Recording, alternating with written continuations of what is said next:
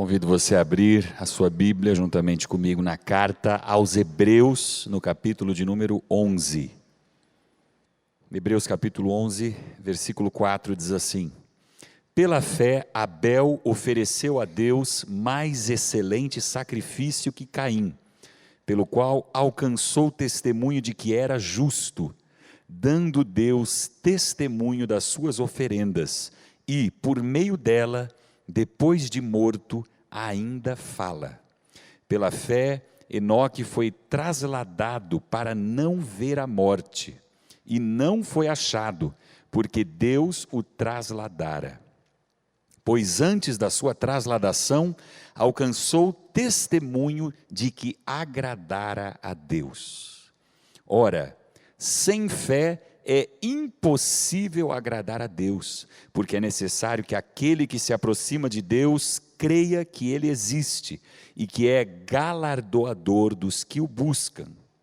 Pela fé, Noé, divinamente avisado das coisas que ainda não se viam, sendo temente a Deus, preparou uma arca para o salvamento da sua família. E por esta fé, condenou o mundo e tornou-se herdeiro da justiça, que é segundo a fé. Amém? Como estudamos a semana passada, nós vimos que a fé é definida aqui como a prova, a certeza, a convicção das coisas que não se veem. Nós temos então aqui nesse primeiro capítulo, ou melhor, no primeiro versículo do capítulo 11 de Hebreus, a única definição em toda a Bíblia do que é a fé. O conceito de fé está definido aqui, principalmente nos 2 ou 3 primeiros versículos desse capítulo. Mas depois de fazer essa definição teórica, na sequência, nós começamos hoje a ler aqui a partir do versículo 4, e nós temos a partir daí uma explicação em termos práticos do que é a fé. Nós temos aí testemunhos de fé que nós observamos na vida de homens e mulheres como nós, que viveram ali no tempo do Antigo Testamento. E nós podemos ver então no restante desse capítulo o que é a fé em ação. A fé colocada em prática. Nós temos aqui o que é chamado de a galeria dos heróis da fé. Testemunhos verídicos, factuais de fé na vida dos nossos irmãos do Antigo Testamento. Se nós quisermos entender de fato o que é a fé, nós precisamos observar com muita atenção a vida desses homens e mulheres que a palavra nos apresenta nesse capítulo 11 de Hebreus. Homens e mulheres que decidiram viver e morrer pela fé. Levaram a sua fé até as últimas consequências. E é por isso que eles estão aqui na galeria dos heróis da fé. Quando a gente fala de heróis, logo a gente pensa naqueles seres superpoderosos, homens e mulheres sobrenaturais, mas não é o caso desses homens aqui, né? Não é um Superman, não é a Mulher Maravilha, mas quando olhamos para eles, vemos que são homens e mulheres de carne e osso, como eu e como você. No versículo 2 está escrito que foi por meio da fé que os antigos obtiveram bom testemunho, por meio da fé. Então vamos ver como foi que esses 3 homens, os mais antigos na galeria dos heróis da fé, alcançaram, obtiveram bom testemunho, a ponto de serem citados como exemplos de fé para todos nós, para todos os servos do Senhor Jesus. O que nós temos em comum entre esses 3 homens é que todos eles viveram antes do dilúvio. Cada uma dessas 3 descrições, Abel, depois Enoque e Noé, se inicia com a expressão pela fé. Então fique com a sua Bíblia aberta no capítulo 11 de Hebreus. Veja, no versículo 4, pela fé, Abel ofereceu a Deus mais excelente sacrifício que Caim, pelo qual alcançou testemunho de que era justo, dando Deus testemunho das suas oferendas, e por meio dela, depois de morto, ainda fala. A Bíblia diz, irmãos, que Abel, que era filho do primeiro casal, Adão e Eva, ele era agricultor, ou melhor, perdão, Caim era agricultor. Nós tínhamos dois irmãos, Abel e Caim. Caim era agricultor, enquanto que Abel era pastor de ovelhas. Então a Bíblia descreve a atividade de cada um deles.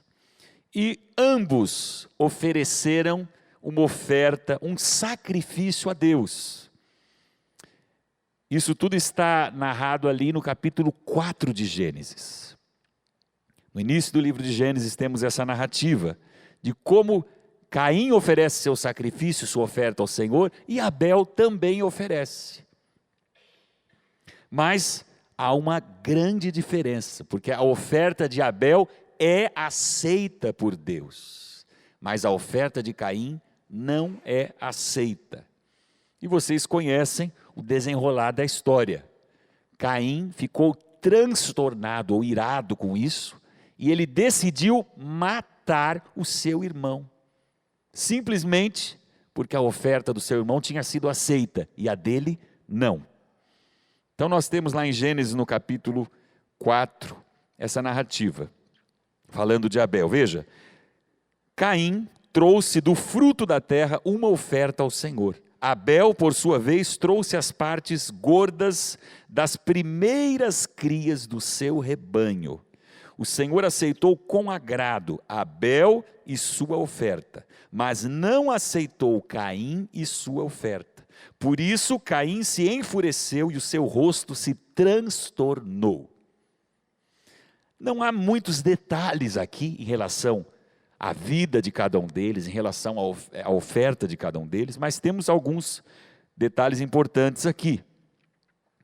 Nós podemos imaginar que aquela família era temente a Deus, pois eles eram filhos do primeiro casal, que antes da queda tinha um relacionamento verdadeiro, um relacionamento provavelmente diário com Deus. Então é muito provável, praticamente certo, que os pais contaram aos seus filhos sobre esse Deus, o Deus que os criou, o Deus que criou todas as coisas e que se relacionava antes da queda continuamente com eles. Eles não estavam ali sem ter ideia do que eles estavam fazendo, por isso eles tinham a consciência de que era necessário oferecer algo a Deus, depois da queda. Então aparentemente, ambos, Caim e Abel, tiveram a mesma atitude. Os dois ofereceram algo a Deus. Mas, no entanto, apenas a oferta de Abel é aceita por Deus. E o resultado é o assassinato, o primeiro homicídio da história da humanidade. Parece que tudo, apesar da queda, parece que as coisas não estavam assim tão difíceis, não tinha nenhum problema de superpopulação, um planeta todo preservado, sem poluição, algumas poucas pessoas, mas já acontece ali o primeiro assassinato. E nós aprendemos, irmãos, com o testemunho de Abel, que, primeiro, a fé de Abel tornou seu sacrifício aceitável a Deus. Se no livro de Gênesis não está claro por que é que Deus aceitou o sacrifício de Abel e não aceitou o sacrifício de Caim, no livro de Hebreus, na carta aos Hebreus, que nós lemos agora, esse mistério é esclarecido. Veja, no versículo 4. Pela fé, Abel ofereceu a Deus mais excelente sacrifício que Caim, pelo qual, ou seja, por meio da fé, alcançou testemunho de que era justo. Essa é a diferença explicada aqui na carta aos Hebreus. Paulo diz, irmãos, que tudo o que não provém da fé é pecado. Está lá em Romanos no capítulo 14, no versículo 23. Veja, tudo o que não provém da fé é pecado. Nós precisamos compreender a extensão das consequências de uma vida de fé ou de uma vida sem fé. Isso é crucial e isso envolve todas as áreas de nossa vida, todas as atitudes, todos os pensamentos, todos os comportamentos. Por isso que nós falamos em cosmovisão cristã. O que é a cosmovisão cristã? É a visão de mundo ou de todas as coisas cristã. Se nós somos cristãos, nós precisamos ver o mundo com os olhos de Cristo, como Cristo vê. E isso só é possível pela fé. Então nós vemos aqui que tudo o que fazemos, absolutamente tudo, precisa ser feito com fé, pela fé.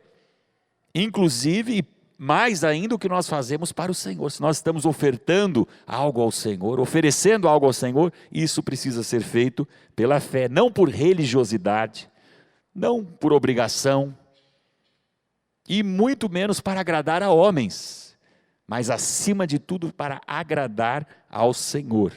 Essa é a primeira coisa que nós aprendemos observando Abel e sua oferta. Mas nós também aprendemos algo muito interessante observando Abel e sua oferta, que é, o ofertante é mais importante do que a oferta.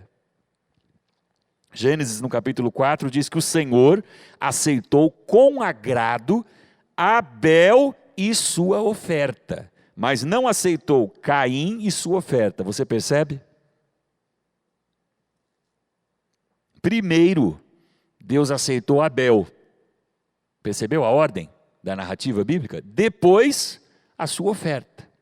Da mesma forma, primeiro Deus não aceitou a Caim e tampouco a sua oferta. As duas coisas estão interligadas, não podem ser separadas. A oferta do ofertante, a oferta de quem dá a oferta. Em relação a Abel também, a Bíblia diz que Abel trouxe as partes gordas das primeiras crias do seu rebanho. Ele escolheu, fica evidente aqui, o que ele tinha de melhor, as partes gordas das primeiras crias.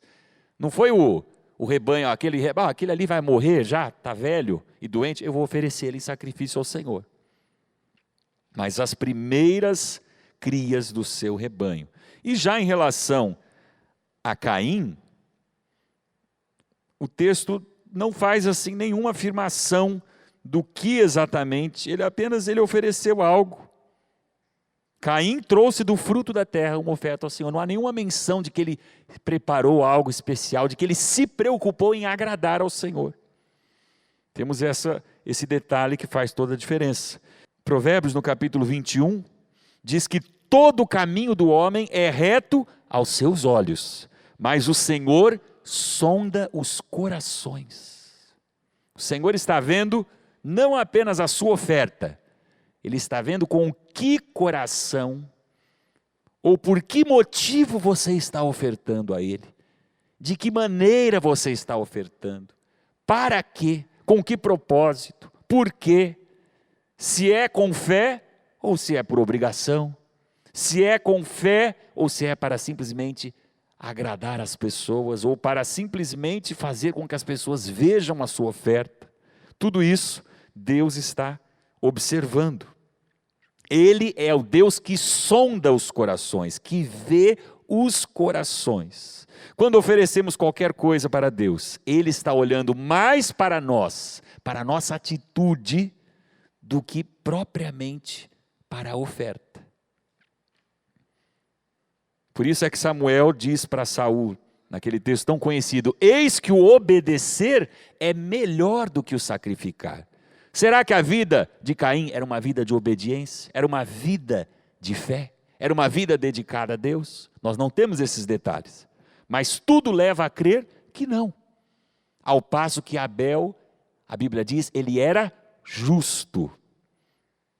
Por exemplo, irmãos, eu vivo em desobediência, mas de vez em quando eu dou uma oferta gorda.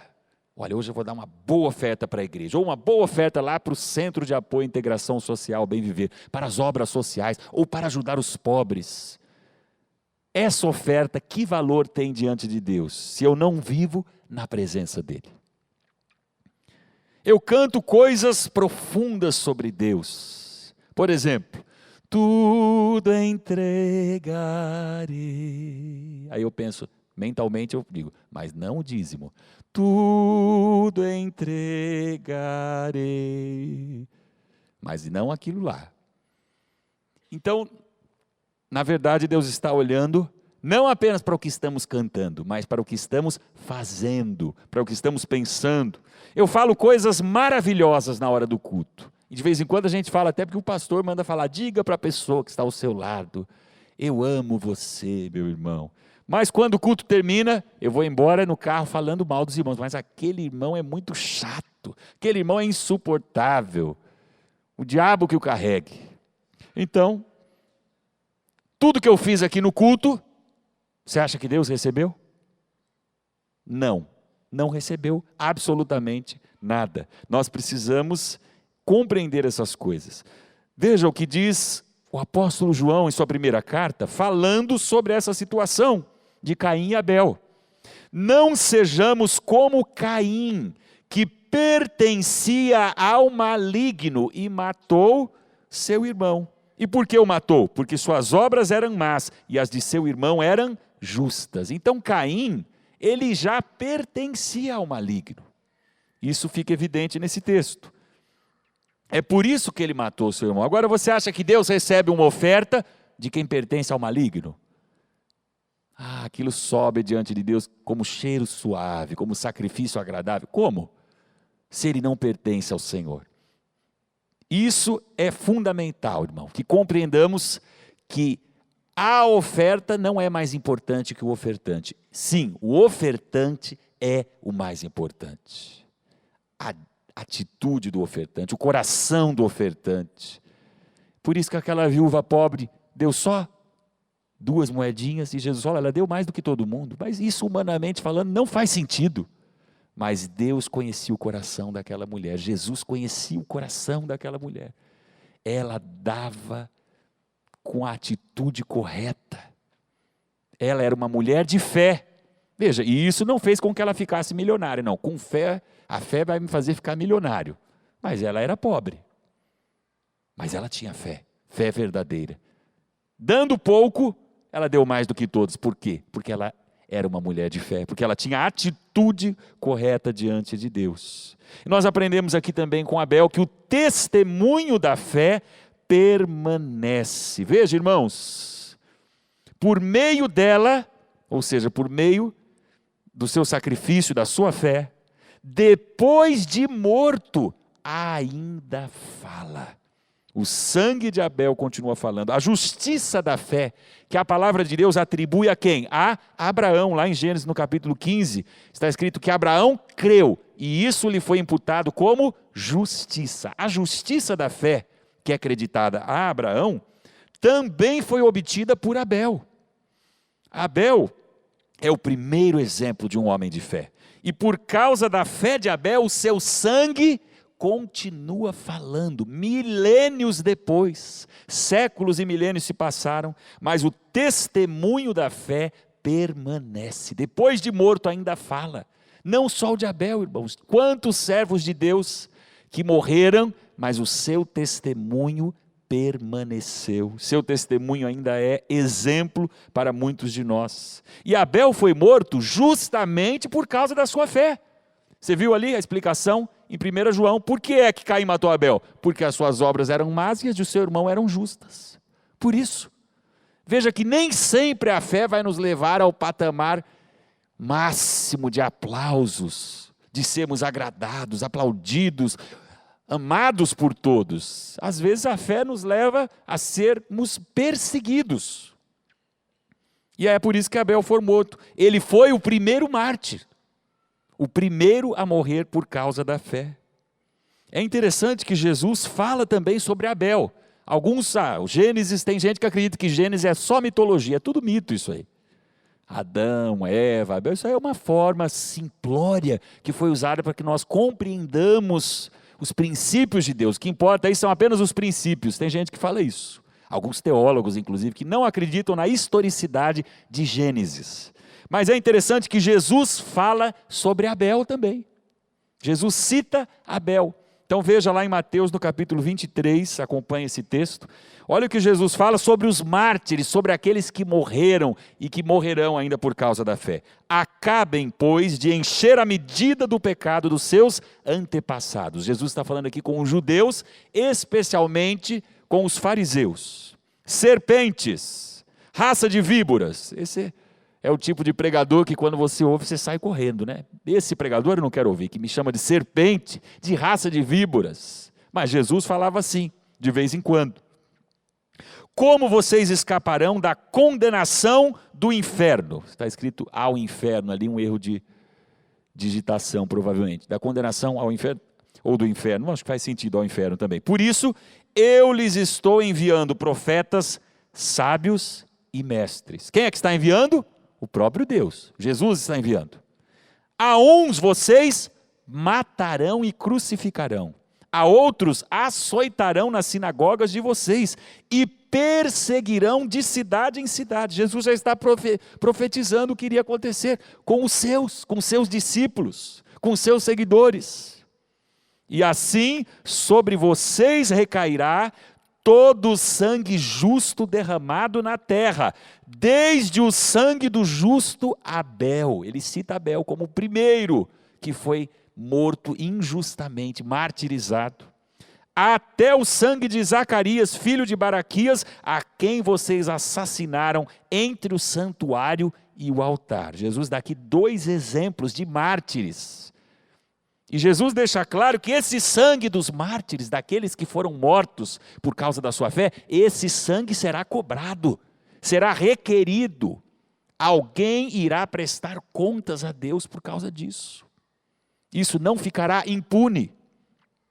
Além de testemunhar sobre a fé de Abel, o primeiro mártir, Jesus prediz aqui a perseguição que logo viria sobre a igreja, sobre os seus discípulos. Mas é interessante, irmãos, nós vemos aqui que mesmo a perseguição, mesmo a afronta, as mortes, as prisões, tudo isso está sob o controle do nosso Deus. Quando você vê a igreja sendo perseguida em alguns lugares, você fala, será que Deus se esqueceu daquelas nações? Na Coreia do Norte, no Egito, na Eritreia, na China, onde a igreja está novamente sendo muito perseguida, a perseguição tem aumentado ali na China. Igrejas têm sido demolidas, várias igrejas são demolidas constantemente. Mas tudo isso está debaixo da permissão de Deus. Ele tem um propósito até na perseguição da igreja, até na perseguição dos santos. Veja, Apocalipse fala sobre isso, Apocalipse capítulo 6. E havendo aberto o 5º selo, vi debaixo do altar as almas dos que foram mortos por amor da palavra de Deus e por amor do testemunho que deram. Eles foram mortos exatamente por causa da sua fé. E clamavam com grande voz, dizendo, até quando, ó verdadeiro e santo dominador, não julgas e vingas o nosso sangue dos que habitam sobre a terra? Parece que Deus não está vendo, não está fazendo nada. Veja, e foram dadas a cada um compridas vestes brancas, e foi-lhes dito que repousassem ainda um pouco de tempo. Esperem mais um pouquinho, até que também se completasse o número de seus conservos irmãos que haviam de ser mortos como eles foram. Deus sabe exatamente quantos ainda serão perseguidos por causa da fé. Muitas vezes a fé nos leva a perseguições, a dificuldades, a provações, a tribulações. Irmãos, isso não é só nesses países onde é proibido ser cristão, onde a Bíblia é proibida. Nós temos aqui no Brasil, há poucas semanas nós tivemos aqui na nossa igreja, uma jovem, aliás, no final do ano passado, que foi batizada, e no dia que ela desceu as águas, o pai dela mandou embora de casa, porque ela foi batizada. Isso foi no nosso último batismo, uma dos nossos jovens aqui da igreja, que você deve conhecer de vista. O pai dela falou, você se batizou? Eu tinha dito que não era para você se batizar. Fora da minha casa. Isso aconteceu aqui. Isso não é exclusividade do mundo muçulmano. Claro que lá é muito pior. Lá as pessoas muitas vezes são mortas, presas por causa da fé. Estou com um livro aqui que o Filipe trouxe agora para mim dos Estados Unidos. O nome desse livro é Tortured for Christ. Vou falar em português, né? Melhor, né, Felipe? Torturado, porque em inglês vou passar vergonha aqui. Torturado por amor a Cristo. Eu li esse livro em português há muitos anos e agora o Felipe me trouxe o original. O autor chama-se Richard Wurmbrand, um pastor da Romênia. A Romênia, durante os anos de perseguição, durante os anos da União Soviética, a Romênia tinha também um governo socialista. Um governo comunista que proibiu qualquer forma de adoração a Deus, qualquer tipo de religião, proibiu a leitura da Bíblia, proibiu a posse da Bíblia. E esse homem era pastor na Romênia. Ele foi preso, irmãos, e foi torturado por apenas 14 anos, ininterruptamente, dentro das prisões na Romênia, porque ele amava Cristo. E se sabe que não seria difícil ele sair dessa tortura, bastava ele dizer, não, eu abandonei essa fé, chega. Se ele dissesse isso para as autoridades, eu não creio mais em Cristo. Chega dessa fé. Essa fé não me trouxe nenhum lucro. Eu estou sendo aqui preso, estou preso, sendo torturado. A esposa dele também foi presa. Irmãos, ele disse assim, essa frase está aí. Um homem realmente crê, não no que ele recita no seu credo, não naquelas orações que você faz de cor, Pai nosso que está no céu, não é nisso que você crê. Mas apenas naquilo pelo qual ele está pronto a morrer. Isso é fé. A fé verdadeira está entranhada em mim de tal maneira que eu perco a minha vida, mas eu não posso perder a minha fé no Senhor Jesus. Será que nós estamos dispostos a chegar a esse ponto? Porque a gente geralmente quer uma fé que nos dê uma vida mais confortável, uma fé que nos faça ascender socialmente, uma fé que nos leve ao topo da pirâmide social, de preferência, como prega o Evangelho da Prosperidade, uma fé que me traga muitas regalias, afinal eu sou filho do rei, eu quero ser tratado como um reizinho também, ou como um príncipe pelo menos. Mas o apóstolo Paulo, diferente disso, diferente do que estão pregando por aí, ele dizia, eu trago no meu corpo as marcas do Senhor Jesus. Você sabia isso? Eu trago no meu corpo. De que marcas que você acha que ele está falando? Você acha que ele está falando de muitas correntes e pulseiras de ouro, de colares de ouro? Uma coroa de ouro, como um certo homem aí usa uma coroa na cabeça? Será que era disso que ele estava falando? Certamente das cicatrizes, porque ele foi torturado, preso, várias e várias vezes, sofreu por causa do nome de Cristo. Ele foi inclusive uma vez dado como morto.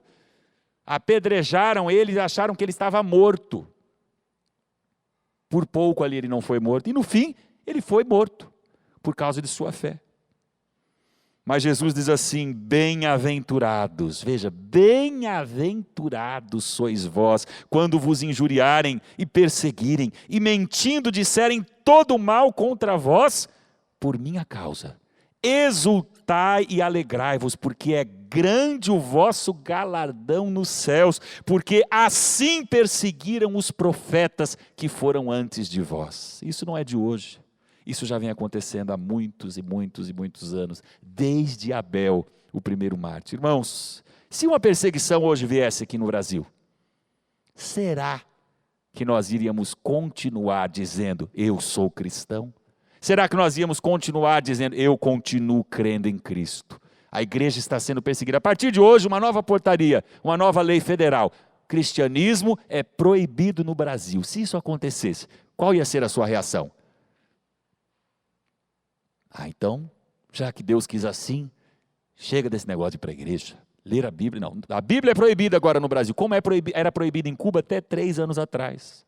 Durante todo o regime, durante toda a vida de Fidel Castro, a Bíblia era proibida. Como ainda é proibida na China, como ainda é proibida em diversos países árabes, onde se você entrar com a Bíblia, você é morto. E aí? O que a gente faz? Não, então agora eu não vou mais ler a Bíblia, não tem condições. O que é mais importante para você? A sua vida ou a sua fé? Nós entendemos aqui, irmãos, que vale a pena viver pela fé. Não só viver e morrer pela fé no Filho de Deus. Ainda que isso leve você a ser perseguido, a sofrer, a ser preso, a ser morto. Sabe por quê? Você pode até morrer, mas a fé nunca morre. ela permanece. O testemunho de fé permanece. Permanece. Isso aí é difícil falar amém, né? Misericórdia, a gente fala, Deus nos livre. Mas e se for essa a vontade de Deus? Ou você acha que os brasileiros são mais importantes, que Deus ama mais os brasileiros do que os norte-coreanos? Você acha? Jesus ama mais você do que os norte-coreanos? Mais do que os chineses? Mais do que os egípcios? Do que os nigerianos? Será? Não. Tudo pode acontecer, mas quando nós temos fé, essa fé permeia cada um dos nossos poros, ela sai de dentro para fora, ela conduz a nossa existência, conduz a nossa vida e nos faz perseverar na fé, aconteça o que acontecer. Então quando a gente pensa em fé, a fé é um meio para eu não sofrer. A fé é um meio pelo qual eu vou ser livre de todos os sofrimentos. Mas foi assim com Abel? Foi assim com esse homem, Richard Armbrand. Ele mostrou, irmãos, temos aqui, eu estava lendo, tenho aqui a transcrição nesse livro, do relato do dia que depois de 14 anos ele foi resgatado, compraram o resgate dele, ele fugiu da Romênia. E ele depõe para o Senado dos Estados Unidos da América, para os senadores, e eles pedem para ele, irmãos, que ele mostre para eles as cicatrizes dos 14 anos em que ele foi torturado. E ele tira a sua camiseta, ele tira a sua camisa, e eles começam a ver buracos nas suas costas, em todo o seu corpo. Irmãos, os seus 2 pés tiveram que ser amputados, porque muitas e muitas vezes eles quebravam os ossos, aí quando começava a cicatrizar, eles quebravam de novo os mesmos ossos. As torturas eram horríveis, e ele conta coisas nesse livro que são assim, inacreditáveis, porque a gente não tem ideia de até onde vai a maldade, até onde o diabo faz com que seus servos façam para torturar, para tentar fazer com que irmãos nossos desistam, abram mão da sua fé. Mas não vale a pena abrir mão da fé por nada. Jesus deixa muito claro que Ele precisa ser a primeira coisa na nossa vida, antes de tudo. Antes de tudo, se você ama mais o seu pai do que Jesus, Jesus diz, você não é digno de mim. Se você ama mais a sua mãe do que Cristo, você não é digno dele. Se você ama mais os seus filhos do que Cristo, você não é digno dele.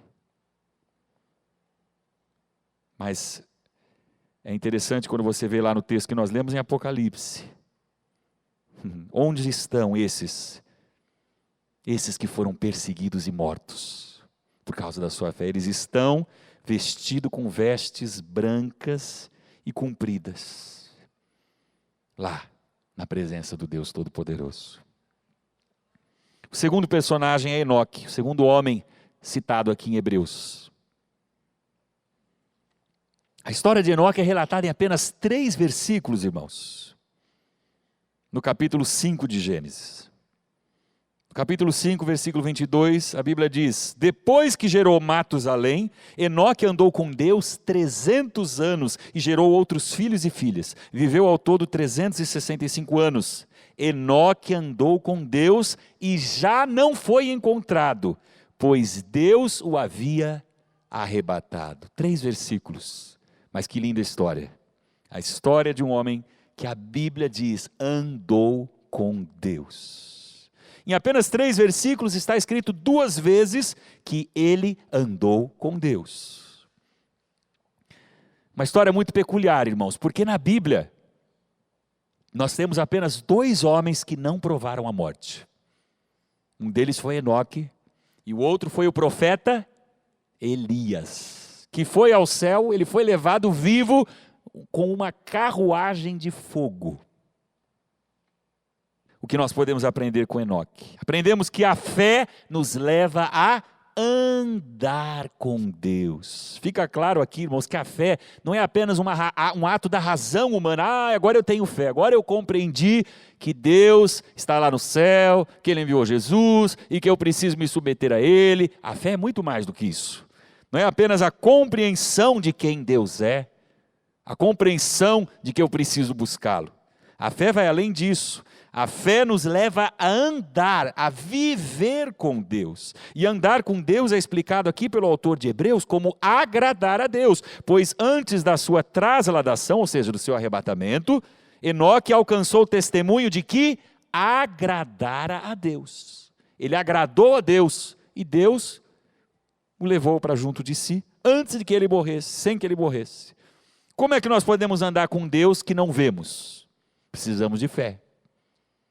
Você não está vendo Deus e vai andar com Ele? Alguns vão dizer que você é louco. Pela fé, por meio de Jesus, nós podemos nos relacionar, andar, agradar a esse Deus, andar com Ele, viver com Ele. Um Deus que é invisível. Então nós temos, por exemplo, Colossenses capítulo 1. Aliás, vários versículos da Bíblia falam sobre a invisibilidade de Deus. O fato de que Deus não pode ser visto por nós, seres mortais, seres humanos. Ele está falando aqui de Jesus. Ele, Jesus, é a imagem do Deus invisível. Então, quando Jesus se fez carne, Ele, materializado, encarnado, nos deu a imagem do Deus invisível. O primogênito de toda a criação, pois nele foram criadas todas as coisas nos céus e na terra, as visíveis e as invisíveis, sejam tronos, soberanias, poderes ou autoridades, todas as coisas foram criadas por ele e para ele. Veja, Deus não apenas é invisível, mas ele também criou coisas visíveis e invisíveis. Tem gente, por exemplo, que não acredita no diabo. Não, o diabo não existe, isso é um mito. Deus até tudo bem, mas o diabo aí já é demais, né? Isso é mitologia, historinha. Isso é exatamente o que o diabo quer que você pense, que ele não existe. Isso é a alegria maior dele. Ao contrário de Deus, que quer se revelar aos seres humanos, o diabo prefere 1000 vezes que você não acredite nele, não creia que ele existe, porque assim ele pode fazer tudo o que ele quiser na sua vida e você nem vai se dar conta. Essa é a estratégia dele. Deus criou todas as coisas, sejam tronos ou soberanias, poderes ou autoridades. O Deus invisível criou todas as coisas. Ao Rei eterno, ao Deus único, imortal e invisível, sejam honra e glória para todo sempre. O Deus invisível, mas, puxa, ele podia ser visível para facilitar as coisas. Aí você nem precisar de fé. Nós precisamos de nos aproximar dele pela fé, porque é o Deus invisível.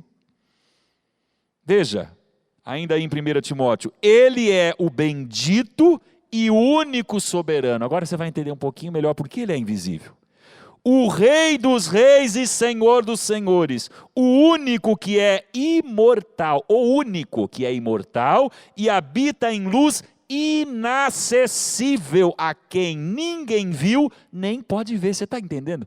Por que é que ele é invisível? Porque ele está em outro patamar, ele não é criação, ele é criador, o único que é criador.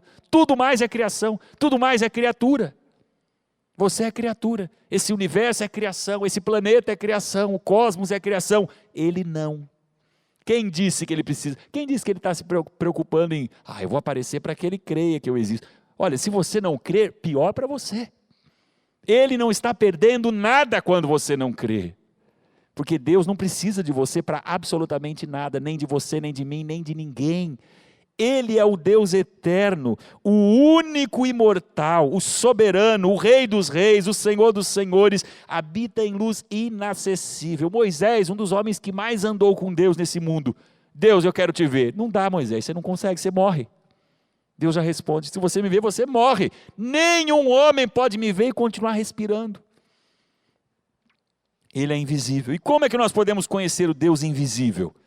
João nos diz, Deus nunca foi visto por alguém, entendeu? Então pode parar, Deus, eu quero te ver. Senhor Jesus, aparece aqui, eu quero ver Deus. Aí você morre, só se você quer querendo morrer já. O Filho unigênito, que está no seio do Pai, esse o revelou. Jesus é a revelação de Deus. E é por meio de Jesus que nós podemos experimentar o Deus invisível, em um relacionamento com Jesus, recebendo Jesus, nascendo de novo, tendo um encontro com Jesus, nós podemos experimentar o Deus invisível. Amém? Segundo lugar, nós aprendemos aqui com Enoque que quem anda com Deus vive para fazer a vontade do Pai. Para agradar a Deus, que é o que Enoque fez, Você precisa andar com Ele, você precisa fazer a vontade dEle. Mais uma vez, a fé não diz que agora, como eu tenho fé, eu vou fazer tudo que eu quiser. Agora eu mando e acontece. É uma fé equivocada. Não, agora eu mando e Deus obedece. Por quê? Porque eu tenho fé. Então, está escrito que a fé move montanhas. Então, montanhas de dinheiro para minha conta, eu determino. Amém, irmãos? Tem gente que ensina isso aí. Mas viver pela fé é viver para fazer a vontade de Deus. Porque eu creio pela fé que a razão da minha existência é o Senhor Jesus, que a razão de eu ter nascido, que a razão de eu estar aqui é agradar a Ele, é andar com Ele. Você percebe a diferença? E quem faz a vontade de Deus precisa negar a própria vontade. Não é isso que Jesus ensinou? Se alguém quiser vir após mim, negue-se a si mesmo. E veja, se alguém quiser, porque se você não quiser, tchau. Vai com Deus, ou sem Ele provavelmente. Então, o mundo passa, está escrito, e a sua concupiscência, mas aquele que faz a vontade de Deus, permanece para sempre. Tem um porém, as pessoas passam a vida fazendo a sua própria vontade. Não, eu vou fazer tudo o que eu quiser, vou aproveitar a vida, eu vou gozar de tudo, vou ter muitas alegrias, é muita festa, é bebida, é drogas, é sexo, é rock and roll, é tudo que eu quiser.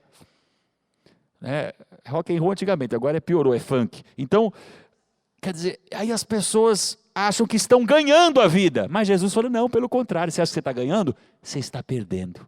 Quem ganhar a vida, vai perder. Mas quem por amor de mim perder a sua vida, ou seja, abrir mão da sua própria vontade para fazer a minha, para me buscar em primeiro lugar, para priorizar o meu reino e não a sua própria vontade, mas o reino de Deus, esse permanece para sempre. Essa é a recompensa da fé, permanece para sempre. Assim foi com Enoque, ele viveu para agradar, para amar a Deus, para andar com Deus. E por isso, sabe qual foi a recompensa de Enoque? Deus falou, Enoque, você não vai morrer. Não. Eu vou trazer você vivo para junto de mim. Você não precisa provar a morte, porque você vive na minha presença. No meio de pecadores, você já vive na minha presença. Fazer a vontade de Deus, irmãos, é melhor do que fazer a sua. O diabo quer que você pense que a sua vontade é a boa. Mas Deus diz que não. Por isso que Davi, um homem segundo o coração de Deus, ele dizia no Salmo 40, deleito-me em fazer a tua vontade. Eu me deleito, o deleite da minha vida, o prazer da minha vida é fazer a tua vontade, Senhor. Sim, a tua lei, a tua palavra, que é a vontade de Deus revelada, está dentro do meu coração. Salmo 40, versículo 8. A vontade de Deus é boa, agradável e perfeita. E viver pela fé é viver para fazer a vontade de Deus. Amém? Seja ela qual for. Mas eu não estou achando que é bom isso não. Se Deus está no controle da sua vida, é bom. Mas eu não estou achando isso agradável. Essa tribulação não está nem um pouco agradável. Essa doença está desagradável. Pois a vontade de Deus é boa, agradável e perfeita. Não importa o que aconteça, Ele está no controle da sua vida. E todas as coisas contribuem juntamente para o bem daqueles que amam a Deus. Amém? Nós aprendemos também, irmãos, como igreja, que a igreja, nós devemos seguir o exemplo de Enoque. Enoque tinha tanta intimidade com Deus, que recebeu uma revelação do fim dos tempos. Você sabia disso? Isso não está lá em Gênesis, mas está na carta de Judas. Judas, no versículo 14, está escrito assim, e destes profetizou também Enoque. Veja, Enoque profetizou. O sétimo depois de Adão, dizendo, eis que é vindo o Senhor com milhares de seus santos, para fazer juízo contra todos e condenar dentre eles todos os ímpios, por todas as suas obras de impiedade que impiamente cometeram, e por todas as duras palavras que ímpios pecadores disseram contra ele. Eis que é vindo o Senhor, lá no começo da história da humanidade, ele está profetizando sobre o fim, sobre o julgamento. Deus dá uma revelação de algo que iria acontecer, que ainda vai acontecer milênios depois da vida de Enoque, porque Enoque andava com Deus. Antes dele ser arrebatado, levado vivo para o céu, Deus o revelou o que aconteceria no final dos tempos. E o que isso tem a ver comigo e com você? Primeiro, tem muito a ver porque nós já estamos chegando nesse final dos tempos. Ao que tudo indica, basta você olhar para o cumprimento de centenas de profecias bíblicas. Em um mundo de homens rebeldes, pecadores, que era o mundo caído, onde Enoque vivia, antes de ter uma Bíblia, você sabia que Enoque não tinha Bíblia para ler? E já andava com Deus. Tem gente que tem Bíblia e não consegue andar com Deus. Sabia que Enoque não tinha uma igreja para ir no domingo de manhã? Enoque não tinha igreja, irmãos. Não existia ainda a congregação. A igreja primitiva, que já é a primitiva, só foi surgir uns 4.000 anos depois de Enoque. Então não tinha igreja pré-primitiva ainda. Mas Enoque anda com Deus da mesma forma. Quando você olhar para o seu redor e ver só incredulidade, desobediência, gente que não tem fé, gente que vive de qualquer jeito, gente que nega a fé, que negocia a fé por qualquer coisa. Lembre-se de Enoque. Não se contagie com essas pessoas, mas continue crendo, continue confiando, continue andando com Deus. Mas na minha família ninguém serve a Deus. A Bíblia diz que cada um vai dar contas de si mesmo diante de Deus. Você não vai dar conta da sua família. Cada um vai responder por si diante dele. Ore pela sua família, mas vigie e permaneça firme com o Senhor. Se antes do sacrifício de Cristo, Enoque pôde andar com Deus, e agora nós que temos a revelação final e definitiva que é Jesus, que assim começa a carta aos Hebreus, falando que Jesus é a resposta definitiva de Deus. Você tem Jesus e está achando que não dá para andar com Deus? Sem a revelação, sem Bíblia, sem igreja, Enoque já andava com Deus. Isso é exemplo para nós, irmãos. E a fé, o testemunho de Enoque, antes dele ser arrebatado, torna-se uma indicação das premissas decisivas para o arrebatamento da igreja. Porque assim como Enoque foi arrebatado, Jesus prometeu que um dia iria arrebatar também a sua igreja. E assim como Enoque viveu pela fé e andou com Deus antes de ser arrebatado, somente serão arrebatados aqueles que andam com Deus, assim como Enoque. Aqueles que vivem na presença de Deus. Ah, mas eu já sou membro da igreja, então estou tranquilo. Tranquilo em relação a quê? Eu não sei. Então, serão arrebatados aqueles que, assim como Enoque, são testemunhas da fé verdadeira, que dão testemunho de fé, que andam com o Senhor. Mesmo nesse mundo ímpio, nesse mundo pecador, nesse mundo rebelde contra Deus. Assim como Enoque, nós também devemos proclamar que haverá um julgamento. Você viu a profecia? O que Enoque profetizou? O Senhor virá com as miríades dos seus santos, irá julgar toda palavra que homens pecadores, que os ímpios disseram contra ele, tudo será julgado. E é isso mesmo que a Bíblia nos ensina. Vamos fazer como Enoque, vamos também dizer com a nossa fé, vamos dizer para esse mundo que haverá um julgamento. Hoje em dia as igrejas não querem falar de julgamento. Pelo contrário, o que mais se fala? Não, irmão, não julgue ninguém, não vamos julgar nada. Olha, se eles fazem isso, não tem problema, Deus vai julgar. Claro que Deus vai julgar.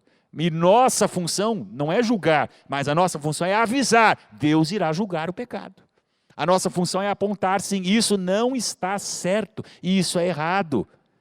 E vocês irão prestar contas a Deus, porque cada um irá. Vamos ser como Enoque, irmãos, vamos andar com Deus. Agora eu vou em 15 minutinhos aqui para a gente ir para o final falar sobre Noé. Noé tem uma história extraordinária, que está relatada ali a partir do capítulo 6 do livro de Gênesis. Vale a pena você ler com atenção. Porque às vezes as pessoas leem a Bíblia assim, blá, blá, blá, as mulheres receberam, os mortos. Não é assim que a gente precisa ler, para a gente absorver aquilo que Deus está nos ensinando.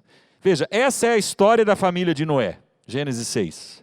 Noé era homem justo, íntegro entre o povo da sua época. Ele andava com Deus. Você viu o que está escrito ali? Então, Enoque andou com Deus e Noé também andou com Deus. Noé gerou 3 filhos, Sem, Cã e Jafé. Ora, a terra estava corrompida aos olhos de Deus e cheia de violência. Você viu em que contexto que Noé andou com Deus? Não, todo mundo ia para a igreja. Todo mundo era batizado, membro da igreja, participava até das reuniões de oração, coisa que hoje em dia nem os crentes fazem, né? Então, não. A terra estava corrompida aos olhos de Deus e cheia de violência. É nesse contexto que Noé anda com Deus, que Noé andava com Deus. Veja, o Senhor viu que a perversidade do homem tinha aumentado na terra e que toda a inclinação dos pensamentos do seu coração era sempre e somente para o mal. Então o Senhor arrependeu-se de ter feito o homem sobre a terra e isso cortou-lhe o coração. É nessa circunstância que Deus chega diante de Noé, que Deus olha para Noé, fala, nesse mundo de gente ruim, assassinos, violentos, ladrões, gente rebelde, ele encontra Noé, sendo justo e íntegro. Então nós aprendemos com o testemunho de Noé, primeiro que a fé nos faz crer plenamente na palavra de Deus. Por quê, irmãos? Porque você sabe que Deus chega para Noé e fala, expõe o seu plano para Noé, que nós não temos tempo de ler isso agora, mas você conhece. Noé, eu vou destruir toda a vida que há na terra, por causa do pecado, por causa da maldade do coração do homem. Então você vai lá e construa uma arca. Aí Deus dá todas as instruções, fala com Noé. Irmãos, eu acredito que Deus não apareceu pessoalmente para Noé. Às vezes que Deus aparece, geralmente como encarnado, às vezes em forma até de um ser humano, de forma corpórea, é relatado claramente na Bíblia, mas isso não está aqui no relato. Talvez Noé tenha apenas ouvido uma voz falando com ele. Mas ele creu que era a voz de Deus. Ele creu na voz que ele ouviu. E Noé confiou na palavra de Deus e obedeceu contra todas as evidências do mundo físico. Então, está lá em Hebreus, pela fé, Noé, veja aí o versículo 7, divinamente avisado das coisas que ainda não se viam. Deus falou para Noé coisas que Noé nunca tinha visto acontecer. Chuva, dilúvio, destruir tudo, barco. Você acha que Noé já tinha construído um barco alguma vez? Você acha que Noé já tinha visto um dilúvio destruir toda a terra? Com certeza não. Será que Noé já tinha visto alguma vez animais selvagens entrando em pares assim dentro da arca, bem bonitinho? Você acha que ele tinha? Ah não, isso aí com certeza, isso aí não precisa nem me preocupar que eles vão entrar. Você imagina a cabeça de Noé, ouvindo o que Deus falou para ele? E agora? O que eu faço? Irmãos, com tudo isso, Noé creu na palavra de Deus. E Deus diz lá em Jeremias, porque eu velo sobre a minha palavra, para cumpri-la. Deus cumpre a palavra dele sempre, não tem exceção, nunca houve e nunca haverá exceção. Então Deus diz que vai chover, não, mas olha, você olha para o céu, não tem uma nuvem, eu acho que não, o incrédulo já diz isso, eu acho que não está parecendo que vai chover não. Deus diz que vai enviar o Messias, o Salvador da humanidade, aí o incrédulo, mas já se passaram 400 anos desde que os últimos profetas falaram disso, não aconteceu nada. E desde que isso foi profetizado lá no Gênesis, já se passaram milênios. Eu acho que o Messias não vem mais, não. Deus disse que o Messias vai nascer de uma virgem. A palavra de Deus é difícil de acreditar, né? Numa virgem vai nascer? Você já viu uma virgem dar à luz? Não, isso aí é mentira. Deus disse que o Messias ressuscitaria dos mortos. Aí o incrédulo fala, mas ressuscitar dos mortos? Você já viu algum morto voltar a viver? Vai lá no cemitério e pergunta para o coveiro. O coveiro não tem medo de morto, ele está lá todo dia tranquilo. Então, a palavra de Deus nem sempre é tão simples, tão fácil de se acreditar. Noé acreditou, Noé creu. E o salmista diz no Salmo 119, versículo 142, a tua lei é a própria verdade. O que Deus diz, a tua lei é a mesma coisa que a palavra de Deus, a revelação de Deus. O que Deus diz é a verdade. Pode parecer o cúmulo do absurdo. O fim do mundo, não, isso é o fim do mundo. Pois era o fim do mundo mesmo. O fim do mundo como ele era conhecido. A fé nos faz também temer e obedecer a Deus. Veja a atitude de Noé, pela fé, Hebreus 11, 7. Noé, divinamente avisado das coisas que ainda não se viam, sendo temente a Deus, preparou uma arca para o salvamento de sua família, porque ele era temente a Deus, ele temeu a voz de Deus, e a fé nos faz isso, nos faz ouvir, temer e obedecer. Por reverência e temor a Deus é que Noé construiu aquela arca, irmãos. Você acha que demorou quantos dias para construir a arca? A Bíblia não diz, mas foram muitos anos. Certamente uma arca gigantesca. E Noé não tinha muita prática nisso, provavelmente ele nunca tinha feito um barquinho na vida dele. Mas veja, Gênesis 6:22. Noé fez tudo exatamente como Deus lhe tinha ordenado. Esse é o resultado da fé, é obediência. Você obedece ao Senhor? Então você pode falar que você tem fé. Não, eu venho no culto. Não, não é essa a pergunta. Não, eu sou batizado. Não, mas não é essa a pergunta. A pergunta é, você obedece? Você tem temor de Deus? Você não quer dizer que você nunca fale, mas você faz você se esforça para obedecer. Você teme a palavra do Senhor? Noé também não tinha Bíblia. Noé também não tinha uma igreja. Você imagina, anos construindo aquela arca, se ele pudesse pelo menos estar com os irmãos no final de semana para ouvir uma palavra de ânimo, né? Ah, irmão, não, fica tranquilo. Olha, Deus vai te abençoar, Noé. Não, Deus vai te recompensar. Mas não tinha nada disso, irmãos. Ele não tinha nenhuma evidência física de que haveria um dilúvio, nenhuma. Então, a fé se manifesta quando nós obedecemos a Deus. Olha o que diz Tiago. Você crê que existe um só Deus? Você crê? Legal. Muito bem. Legal é na versão ultra atualizada. Até mesmo os demônios creem e tremem. Então você crê que existe um só Deus? Os demônios também, olha só. Então você é crente igual aos demônios. Que bênção. Diga aí. Amém. Não diga não. Olha, qual é a diferença de quem tem a fé verdadeira e dos demônios? Que eles também creem que Deus existe, que é um só Deus, inclusive. A diferença é que quem tem a fé verdadeira, a fé bíblica, ele teme e obedece os mandamentos do Senhor. Ele tem como objetivo da sua vida, eu quero obedecer a Deus. Eu quero fazer o que Deus me mandou fazer. Eu quero ser fiel a Ele.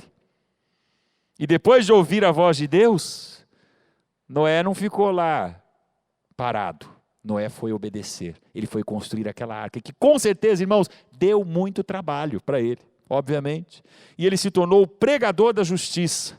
Ele não poupou o mundo antigo, está falando o Senhor, quando trouxe o dilúvio sobre aquele povo ímpio, mas preservou Noé, pregador da justiça, e mais 7 pessoas. Noé foi chamado aqui de pregador da justiça. A fé de Noé e a sua obediência à palavra de Deus trazem sobre ele a justiça de Deus. E para os incrédulos, porque sabe quem foram os incrédulos? Todo o resto do planeta. Toda a população que ouviu, que viu aquela arca sendo construída, mas não entrou naquela arca. Para esses veio o juízo. A obediência pela fé torna-se um testemunho para esse mundo.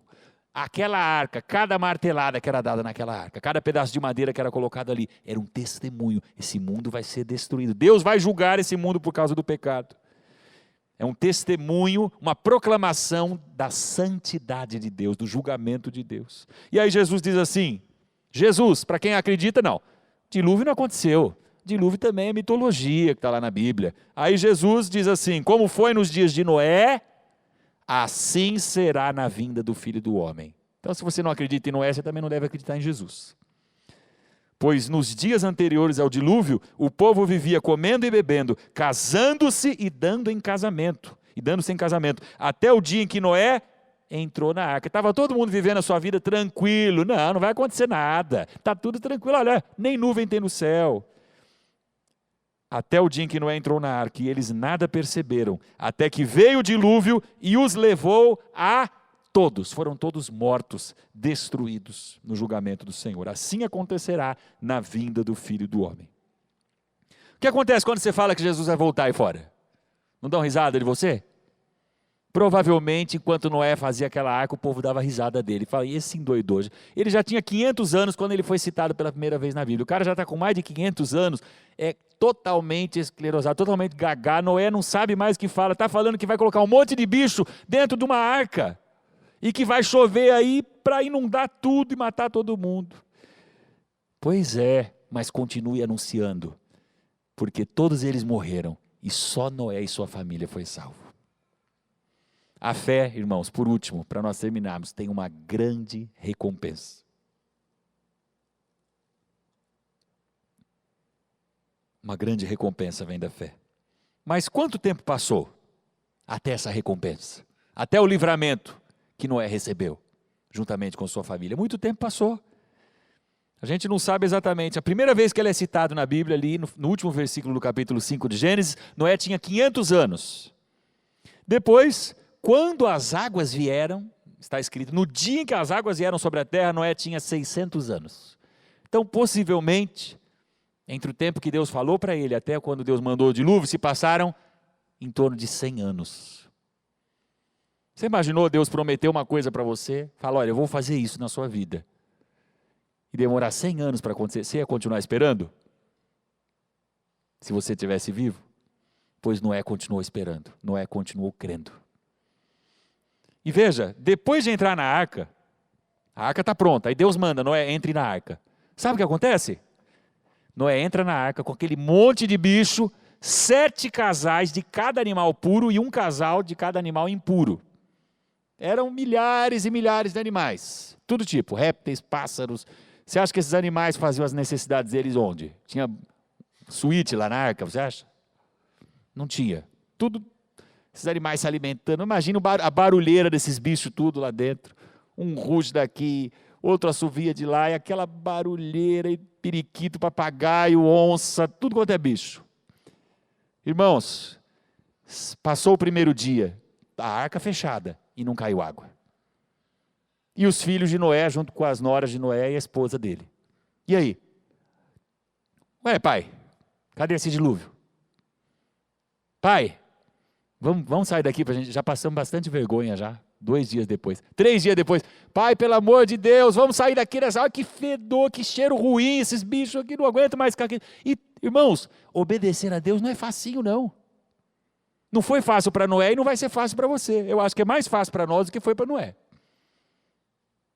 Você já ficou trancado dezenas e dezenas de dias numa arca, vendo tudo ser destruído, cheio de bicho junto com você? Irmãos, demorou 7 dias para cair a primeira gota d'água. 7 dias eles ficaram trancados, porque Deus mandou eles fecharem a porta e ficarem lá dentro. Sabe o que é isso? A fé sendo provada, a nossa fé é provada. Mas quando a nossa fé é provada, nós precisamos ter a mesma atitude de Noé. Continuo crendo. O universo está dizendo que é impossível que isso aconteça. O universo inteiro pode dizer que é impossível. Se Deus disse que vai acontecer, quem é o universo diante de Deus, meu irmão? Quem é o universo? Quem é esse planeta? Quem é tudo que existe? É nada diante dele. Se Deus disse, está dito. Eu velo pela minha palavra para a cumprir. Jesus disse, passarão os céus, passarão a terra, mas as minhas palavras permanecerão. Veja, e por esta fé condenou o mundo e tornou-se herdeiro da justiça, que é segundo a fé. Noé foi chamado de herdeiro da justiça, que é segundo a fé. E aí em Hebreus mesmo, volta uma página, capítulo 10, versículo 35. Olha só o que o escritor diz. Não lanceis fora, pois, a vossa confiança, que tem uma grande recompensa. Quando você confia no Senhor, haverá uma grande recompensa. Com a fé verdadeira, com a fé que é constante, com a fé que nem pisca, mas que permanece confiando, crendo. O testemunho de Noé foi tão grande, irmãos, que a Bíblia coloca Noé numa lista de apenas 3 homens da história. Você sabia? Não esses 3 aqui que eu estou falando, que aqui tem uma lista bem maior aqui. Aqui a lista tem Abel, tem Enoque, tem Noé, tem Abraão, Sara, Isaac, Jacó. Não é essa lista, uma outra lista. Olha que interessante. Ezequiel no capítulo 14. Filho do homem, Deus diz assim, quando uma terra pecar contra mim, se rebelando gravemente, então estenderei a minha mão contra ela e lhe quebrarei o sustento do pão e enviarei contra ela fome e cortarei dela homens e animais. Olha o que Deus diz, ainda que estivessem no meio dela esses 3 homens, Noé, Daniel e Jó, eles pela sua justiça livrariam apenas as suas almas, diz o Senhor Deus. 3 homens apenas que Deus se atreve a citar como homens extraordinários: Noé, Jó e Daniel. Irmãos, vale a pena ter a fé como esses homens tiveram, uma fé verdadeira, uma fé viva e que permanece, que vai até as últimas consequências. Se Deus disse que vai fazer algo em sua palavra, creia, Ele não é homem para que minta. Ele não mente jamais. E a Bíblia diz: então vereis outra vez a diferença entre o que serve e o que não serve. Deus fará diferença. Esse é o resultado, a recompensa da fé. Deus vai fazer muita diferença, toda a diferença entre aquele que serve e que não serve. Nós aprendemos nessa manhã, irmãos, com Abel, Enoque e Noé, a crer, a confiar e a obedecer a Deus, mesmo que todo mundo esteja fazendo o contrário. Na minha família ninguém serve a Deus. Você foi chamado para servir, então sirva. Na minha família ninguém tem fé, mas você pode ter. Na minha família ninguém anda com Deus, você pode andar com Deus. Você pode. Não tinham Bíblia? Você tem. Leia a sua Bíblia, a sua fé só vai aumentar. Medite na palavra e a sua fé vai crescer. Não tinha reunião de oração para ir para orar uns pelos outros, não tinha. Eles continuavam andando com Deus mesmo assim. Não tinha igreja para frequentar, não tinha escola bíblica para ensinar para eles sobre fé, você sabia? E foram heróis da fé. Exemplos de fé para nós. Eles não tinham a revelação final e definitiva que é Cristo. Isso está escrito lá no final desse capítulo 11. Todos esses andaram e viveram pela fé sem alcançar a promessa. Por que promessa é essa? A promessa que é Cristo. Nenhum deles tinha promessa alcançada ainda, mas eles já estavam olhando para Jesus lá na frente, crendo: o Messias virá, o Salvador virá. Assim viveu Abel, por isso ele ofereceu aquele sacrifício. Eu estou oferecendo porque eu sei que a salvação virá do Senhor. Por isso, Enoque andou com Deus, porque ele cria no Messias que viria. E por isso Noé, que aliás a vida de Noé é um símbolo, a arca é um símbolo da salvação que temos em Cristo Jesus. Eles creram em Deus até as últimas consequências e foram grandemente recompensados por isso. Porque é necessário que aquele que se aproxima de Deus creia que Ele existe e que é recompensador dos que o buscam. Deus quer recompensar você, mas se você permanecer crendo até o fim. Amém? Vamos ficar em pé. Jesus diz: ser fiel até a morte. Até a morte, irmãos. Se for uma morte natural, amém. Se for de velhice, amém. Se for de doença, amém. Nós vamos continuar sendo fiel. Se for por causa do Evangelho, e se for de perseguição por causa da nossa fé, será que nós vamos continuar sendo fiéis? Vamos ser fiéis ao Senhor, vamos crer em toda a palavra de Deus, porque Jesus Cristo é o mesmo, ontem, hoje e eternamente. Então você pode ter a mesma fé de Abel, a mesma fé de Enoque, a mesma fé de Noé.